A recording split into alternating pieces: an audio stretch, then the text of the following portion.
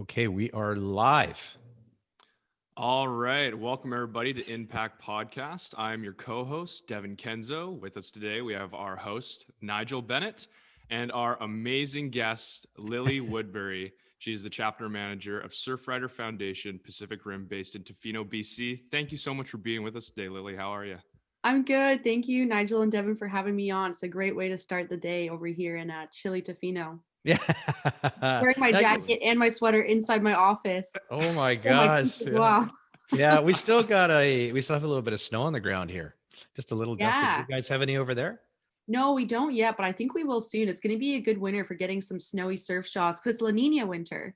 It is. It is. It's So going to really be. I cold. know. I know. So at the beginning of our show, what we do with our guests is we like to do something called Two Truths and a Lie. And Lilly has been kind enough to send Devon and I a couple of little points. And what we're going to do is I'm just going to go over and see what they were here. And so she's got two truths and a lie here. And Devon and I are going to try and guess which one is the lie. Let's do it. Okay, so number one, this is Lilly, right? She worked at a monkey rehab center in Sri Lanka and got bitten multiple times, but was really lucky because she had a rabies shot. That's cool. Oh, man. In Sri Lanka, okay. And second one, I went deep into the Amazon rainforest on crutches after tearing my ACL in her knee. But the Amazon healed me and I came out walking. Oh, okay. Interesting. Okay, third. Here we go. This is the third one. I volunteered to get molasses dumped on my head at a protest to stop deep sea oil drilling in New Zealand. Oh man, I don't know. Oh, man. What do you think, Dev? I feel like the last one, because it's just not as crazy, or it's like the first one and it was only like one monkey that bit you and it's just like an elaboration on the truth. So we're guessing which one is we're guessing which one's the lie. Which right? one's the lie? Yeah. Yeah. Oh, man. You could definitely have done all those things. So that's. I know. It's so true. I think. Let's see. I say the rainforest coming out with your ACL healed. That's Coming me. out But then, with- yeah. What Dev? What do you think? Let's go with the molasses one. With the molasses least one. crazy, and I feel Interesting. What if I told you they were all lies? Oh, Just joking. Just joking. See, that's a lie. I can't believe that. Really spice things up. I'm just lying about all of them. No, you're both wrong. You're both wrong, actually. What? Oh The my monkey gosh. one. It was the monkey was a one. lie. I did go to Sri Lanka, but I didn't volunteer to help the monkeys. But I did almost get bitten by a monkey who tried to steal my snack. But I ended up volunteering for Chloe, who you know, and I'm sure you'll Yeah, have on yeah. the show at some point. Right. So supporting her EPIC program in Sri Lanka for That was in Sri Lanka. Oh my gosh. Yeah, Okay. so I So went Chloe last was in Sri winter, Lanka. so- Yeah. I didn't help the Nice. monkeys. I stayed working on plastic pollution, but the Amazon rainforest is true. It didn't actually heal my ACL completely, but I did go in on crutches. And then the doctor was like, you're not going to walk for 3 weeks. And after that first night, I like prayed to the rainforest and I dreamt in the night that I could walk. I saw myself in the mirror walking. And the next What? day, the first night after being there, I could walk and I could do everything the rest of my classmates did. So Oh my gosh. that was that's right amazing. after I tore it, like right after. one night Really? in Amazon. Yeah. So and then what country in the Amazon were you in? I was in Ecuador. So I went yeah. to university there when I was 21 years old. So 6 years ago. Wow. was really Cool. Yeah, we have some short stories to share because you've been to the Amazon as well. So when I read Yeah, your book, I was like, oh, we want to exchange. Your family's been there and it's such a special place to me. And I've always wanted to go back. I want to go I back so know. badly. I gotta know. do It's it a really amazing, special place. And we were all there as a family actually in 2010. So Oh. hang on. When were you there? What year were you there? I was there in 2013, so 3 years later. Okay. Yeah. Wow. Amazing. Yeah. It's a very, very special place. It's absolutely incredible. It is. It's It powerful. changed my life and our family's life forever. And I had a similar, I didn't well, maybe I healed some up here as opposed to, my knees or whatnot, but it was really a really cool place. Yeah. Yeah. So, okay. Well, that's incredible. That's just wild. I actually didn't know that about you. That's really neat. I was like, after I thought about it, I was like, he's gonna know because I thought I told you about the Amazon. He's like, gonna know one of these. That he's gonna know one of these for sure. But I guess not, which is great. Well, yeah. Well, I mean, I thought the Amazon. I thought, yeah, that's wild. Okay. So let's just a little bit of background on Lilly. Devon shared a little bit, but here's a little bit more. Lily's an incredible young person, and the reason that I really wanted to get a podcast going was to highlight a lot of the youth and what the younger people are doing to make a change in our world and have the impact. And somebody like Lilly has had such an impact in such short amount of years. It's absolutely amazing. And so Lilly right now, as Devon mentioned, is the chapter manager of Surfrider Foundation Pacific Rim, based in Tofino, which is on Vancouver Island on the West Coast. An absolutely amazing spot to be. She has an honors degree in environmental studies from the University of Toronto. Lilly also won Canada's top 25 environmentalists under 25 in 2018. and it's amazing. And Lilly began volunteering for Surfrider Foundation, but took a job with Greenpeace, right, in New Zealand until until being offered the staff role as chapter manager for the Pacific Rim. So I guess that's where you had the molasses dumped on your head. Was That's exactly in New it. Zealand? Okay. Yeah, that's right. That's right. A deep sea oil drilling protest I went for with Greenpeace. It was a paid day of work, which was pretty cool. But the molasses was nasty. And then I went into a river to try and wash it off. And then people were knocking on the window to be like, no, don't go in there. Don't go in there. Because it was super polluted. Because there's the rivers there you think are really clean, but they're super, polluted from the industrial dairy farming. And so I remember like my eyes being all itchy after, and I felt so gross for this long bus ride back. So story. Oh my God. Yeah, that's crazy. Hey. And so we want to hear about what Surfrider is and what they do, because they they focus on eliminating single-use plastic, right? And that's kind of what Devon and myself and our family have been doing, as well. As we were fortunate to take a year off and travel the world in 2014, 2015, I think it was. Yeah. And we were, surfers, or trying to surf, or I was trying to surf. These guys are surfers. I was trying to surf. And we really found that the oceans everywhere we went were full of plastic. And it really was just annoying. Every time it rained, the rivers and creeks were dry and they were full of plastic, and they would flush themselves out into the ocean. And we'd be paddling to catch a wave, and your skeg would get caught. And it was really just horrific. And it was in the same, we were in Indonesia, we were in Brazil, we were even in Portugal and places like that. It was horrific. So what you guys are doing is just amazing. So if you just, you can just tell us a little bit about what Surfrider is. And I mean, there's chapters all over the world, aren't there? Yeah, absolutely. And thanks for sharing that point, Nigel. I think plastic pollution, like all forms of pollution, knows no border. And I think plastic pollution, unlike other types of pollution, which can be kind of felt disproportionately, and plastic pollution does too, but I think no matter where you live, except for some very specific places that have really strong regulations like Singapore and Europe, where it's very minimal, it's very tangible. You see it here in BC, you can see it on the Great Lakes, you can see it in a lot of places to varying degrees, but it's like you can see with your own eyes. Where it's climate change, unless we have a forest fire happening here, it can feel like we're a bit far removed from it, even though that's not the truth. Yeah. So Surfrider Foundation, for anyone who's unfamiliar, our mission is the protection and enjoyment of the ocean, beaches, and waves for all people, which is enacted through a powerful activist network. So our headquarters is in California, and there's 84 chapters in the States, and there's 3 here in British Columbia. And the organization's key 5 pillars of focus are pretty broad. So that includes clean water, plastic pollution, climate change, coastal preservation, and ocean protection. And so what's really great is that we have this really broad scope of work we can do related to ocean, beaches, and waves, and we can work on what's most pertinent to our local chapter area.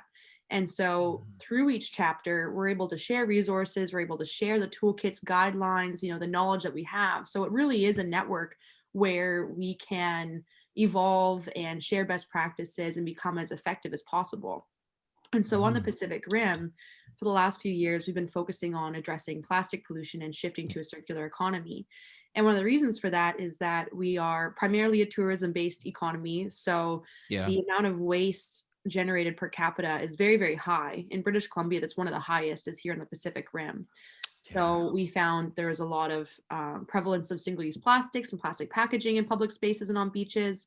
And also our landfill's lifespan is super, super short, which is problematic for a whole lot of reasons.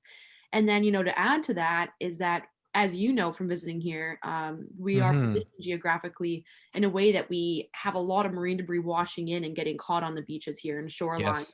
And our super rugged coastline, it's kind of a perfect storm for collecting plastic pollution from British Columbia, Canada, and all over the world. So that's what we've Yeah. decided to focus on the last few years and really trying to take a systems-based approach to our work so that we can turn off the tap to plastic pollution because Yeah. we cannot clean our way out of the crisis. So Lily, I know you talk a little bit about circular economy. So Yeah. some of our listeners may not quite understand that because I know when Devin, like when we've been to Tofino, right, Dev? We'll go in and I've noticed that a lot of the places, it's really cool. Like you go into a coffee shop and their coffee cup is completely biodegradable. Even that plastic lid, it's Lit. not plastic, it's like made out of cardboard or something. Yeah, it's And paperboard.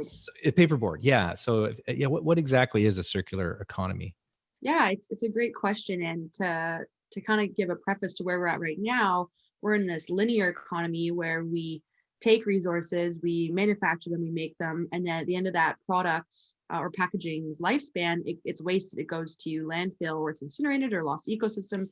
So it's this take, make, waste system, Hmm. and it's problematic for so many reasons. And one right at the top is that 45% of global emissions comes from our mismanagement of materials, from metals, glass, wood, concrete, plastic. And those are also all resources that are very valuable that most of the time we're using very inefficiently, ineffectually. And yeah, they're going to landfill. And so we're having to use more water to use more raw resources. We're having to use more energy. Yeah. There's a lot of social inequities connected to this linear system. So circular economy is an answer to this, where we are able to design out waste and pollution out of systems, keep materials in use, and also regenerate natural systems.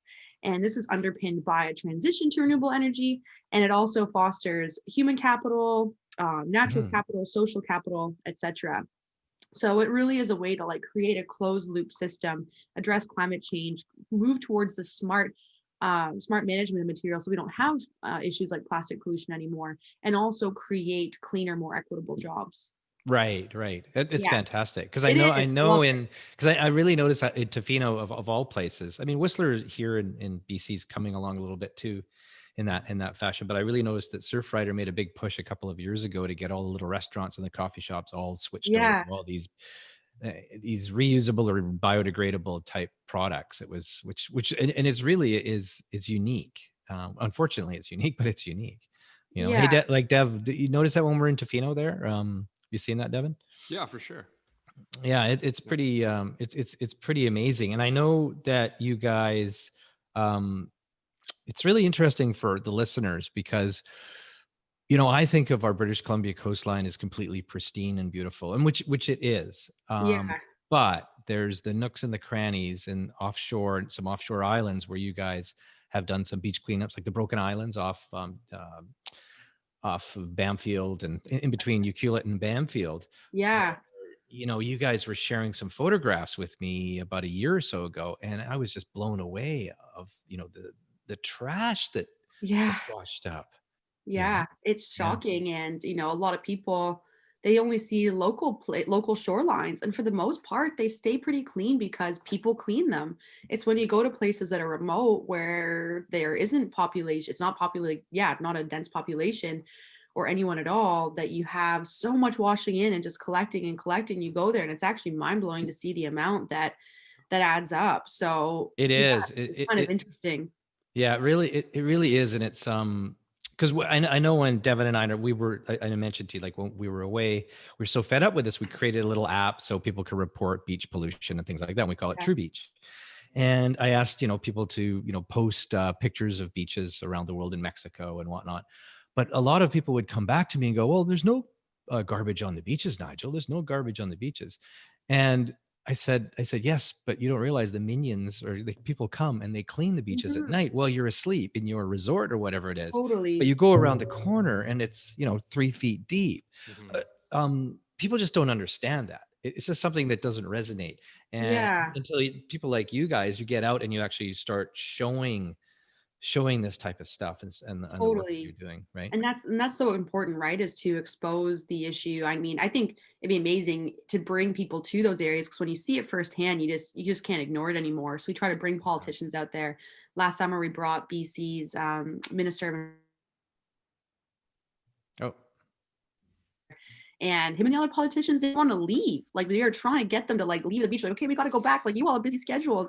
And they're like, just one more, like just one more thing. right. And, I think if we brought everyone out there and you can see it firsthand, it really, you can't ignore it anymore. But I think if that's not possible for everyone, showing photographs, sharing the media on it, because I think so much of the time we're just, our eyesight is, and our field of reference is just so relegated to what's immediately around us. Exactly. And it's a bit Exactly. anthropogenic in nature. This summer we had a lot of people complaining about the litter, and it's like, well, you're complaining about the litter because it's right in front of your eyes, but there's like, this is just the tip of the iceberg compared to what's around all of us, but you just can't really see. It'd be Yeah. great if we all cared that much all the time, not just about what's immediately in our front yard and our backyard, but what's beyond it. Yeah. Yeah. That's And so I, true. Yeah, I think it's like until people get that shock of when it's literally on our doorstep, that we just don't have that conscious change, just because it doesn't affect my immediate life. But of course, like you're Right. saying, it's affecting the whole world. It's out there. These are real problems. Totally. and it's a global problem. It's we were just so fortunate to be able to travel to these different spots, and we were scuba diving and we were surfing, and it was a common thread throughout the whole planet. It isn't localized. Yeah. It's global, and It is. to bring awareness and change is and I know what I found many years ago when Devin and our guys were little. Everybody wanted to do something, but we didn't know what to do. We had, where do you start? Like volunteering. Everybody wants to volunteer. I really honestly believe everybody wants to volunteer and make change. It's just they just don't know where to start. But groups like Surfrider, you guys host local beach cleanups. Like if you want to do a beach cleanup in Vancouver, at Kitsilano Beach, there they have a few a year. And you Totally. guys in Pacific Rim, you have many. And it's you just have to go onto the Surfrider website and find out where that's going to be. And I know kids and our guys, when they're volunteering when they were young, they loved it. And the magic of the kids going back to their classrooms, they tell their friends. And then their friends want to come along because they want to get involved. Next thing you know, the snowball grows and you have families and people, and it's just a really amazing thing. But the one thing is, this is what I find, is that everybody wants to make change. Everybody wants to volunteer. It's just they just don't know how to start. Yeah. Take that first step. They don't know quite what to do. And so for you guys, it's amazing that what you're doing, and to get families and people out cleaning up beaches and Yeah. making a change, right? Yeah, you're totally right. And what I love about the Surfrider model is that we approach change by trying to create environmental leaders on the ground. It's like, if we can create that cultural shift on the ground and really increase the capacity of people who can lead and enact environmental change, that's going to trickle upwards, and we can start to shift regulations, which is exactly what we've been doing. And Exactly. so, I really love that part about it. It's like, you're trying to break it down so that it doesn't seem daunting to get involved. You can start anywhere, and it's going to lead Mhm. you down a path. And also recognizing that it's circumstantial, that not everyone has the ability to go do a beach clean or the ability to buy eco-friendly stuff, because the cheapest and most accessible food is in plastic.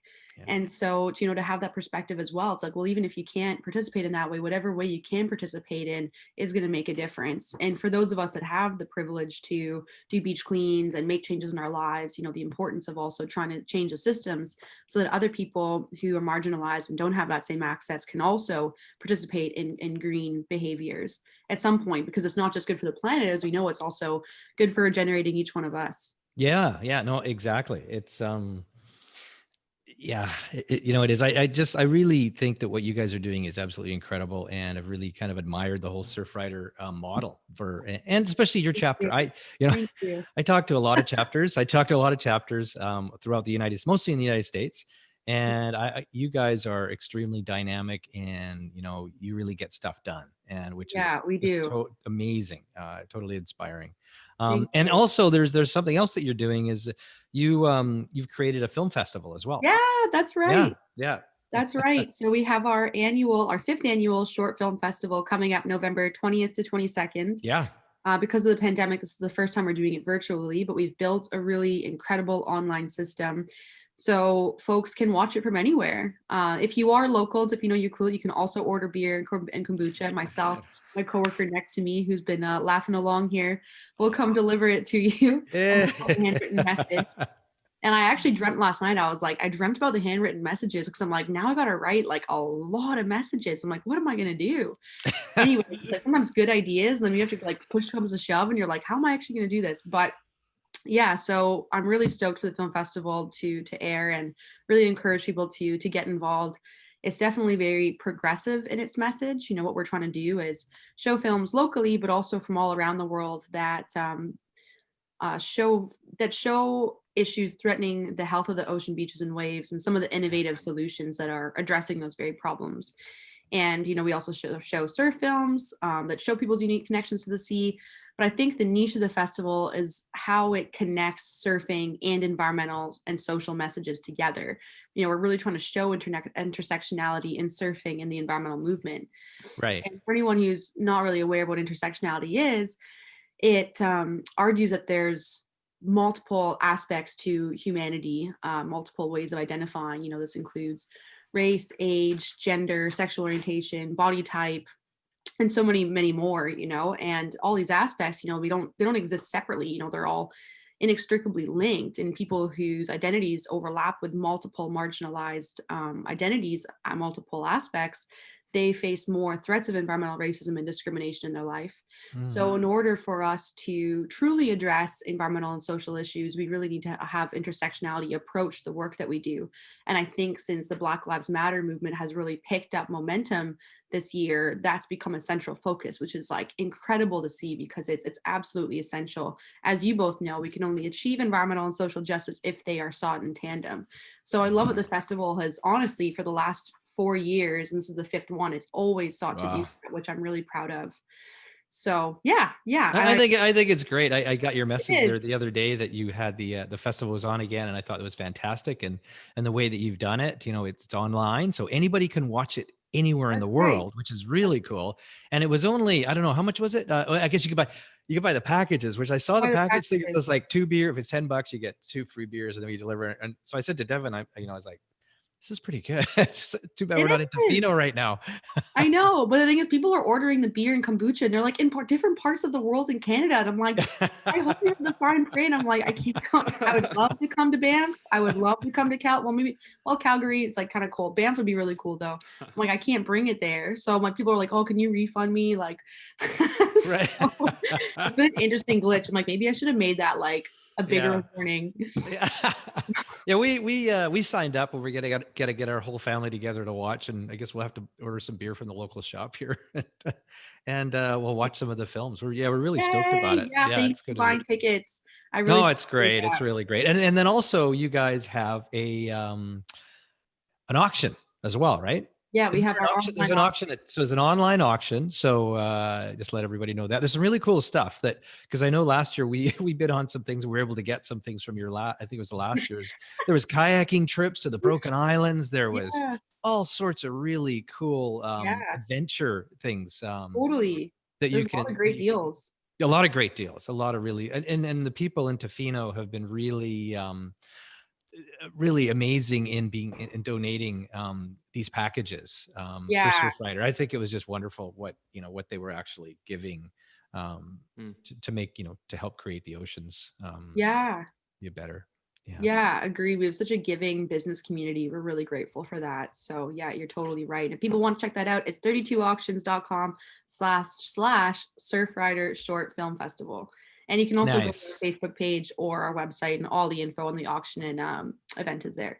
Great. And that's when it's next. Is it next? No, when is it? November 20th to 22nd. So next Friday. That's right. And the first 100 people to buy tickets, so you're going to be entered into the draw. I hope you win. Are going to be entered to win a 2-night stay at Tofino Resort and Marina. Oh, nice. With breakfast and yoga and a Surfrider beach walk. So you can also enter, you can also buy tickets, but also gamble a little bit to win a cool staycation or vacation, depending on where you're from. That's fantastic. Try to make it as enticing as possible. Yeah, no, I think it's great. I think it's great what you guys have done. I've got a little, let me see if I can get this going here. I wonder if this will work. Oh, wait. I've got a, where'd it go? You should try and do this line. Oh yeah. There you So go. I don't know if this is that shared with everybody there? Yeah, we can Oh, see it. cool. Yeah, so I put together a little thing for you. So this is Surfrider Foundation. Awesome.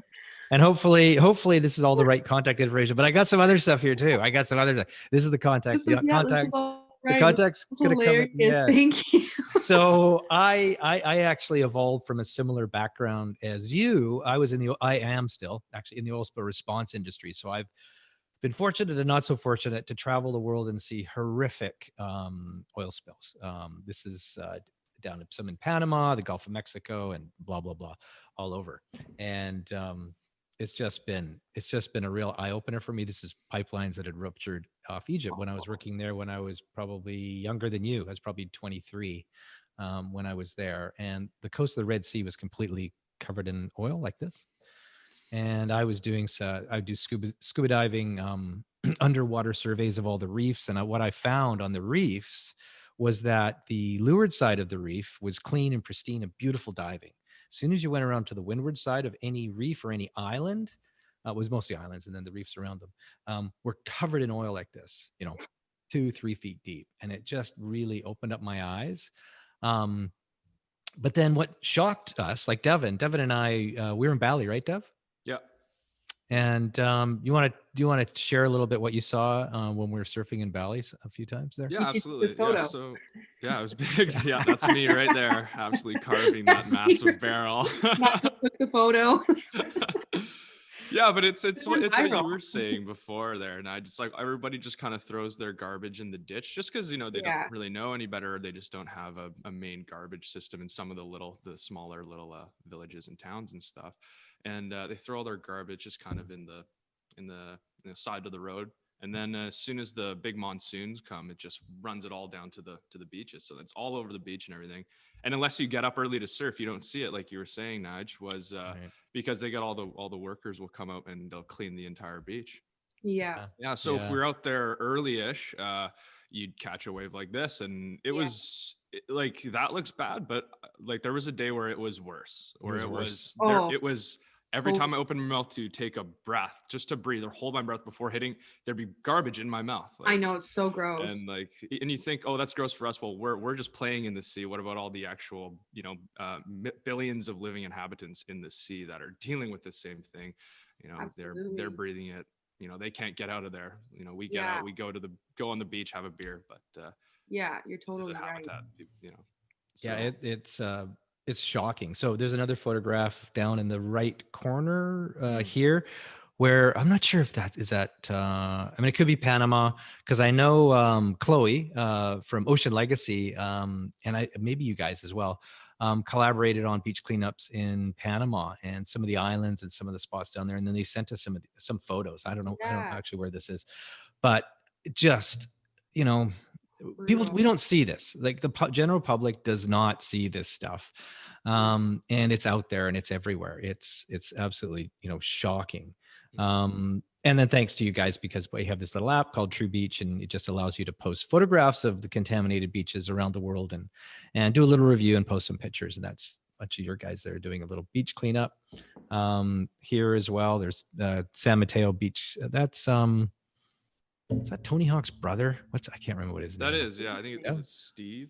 Steve? Yeah, I think so. Oh, Yeah. maybe. Doing with Surfrider, doing a cleanup That's awesome. down in San Mateo. Yeah. And that's Lilly, everybody up in the top there with a big piles of garbage. Yeah, interesting photo. Doing incredible wow. stuff. Yeah. I know. And there's some, we've helped you guys with some beach cleanups and whatnot. Yes. Yeah, I thought throw that one in. That's Devin about 3 weeks ago. Nice. Hey, crawl Daryl.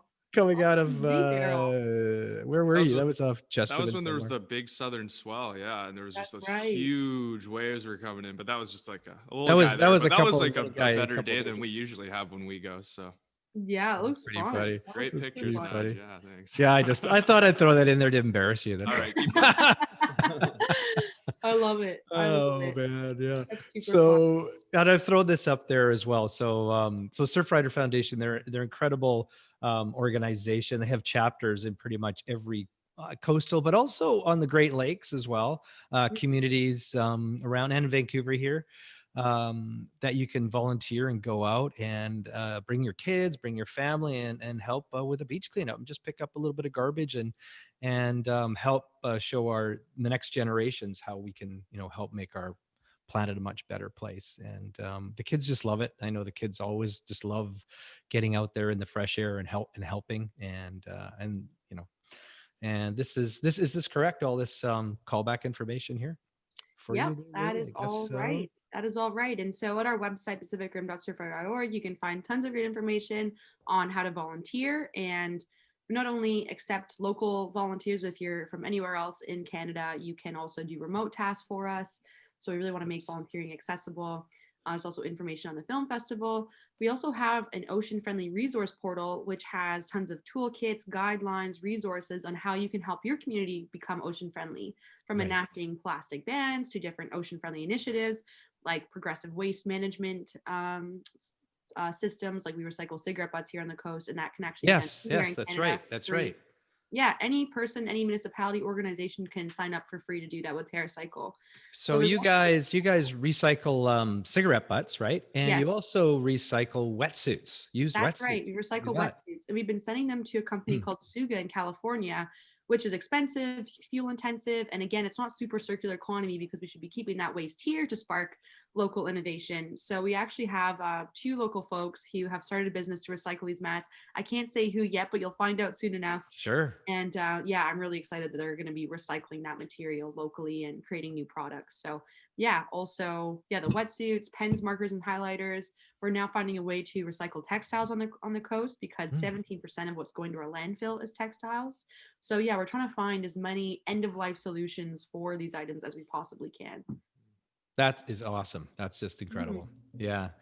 Yeah. So, wow. Any other little tips or bits and information there, Devin or Lily? Anything else you want to say, Lily?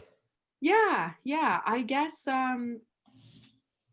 there's always a few different messages that I waver between because they're all really Because important. you do some consulting as well, Yeah, I right? trying to So, get into it a little bit, trying to get into it a little bit of supporting businesses. I think so much of where we can create a big shift is in the commercial sector.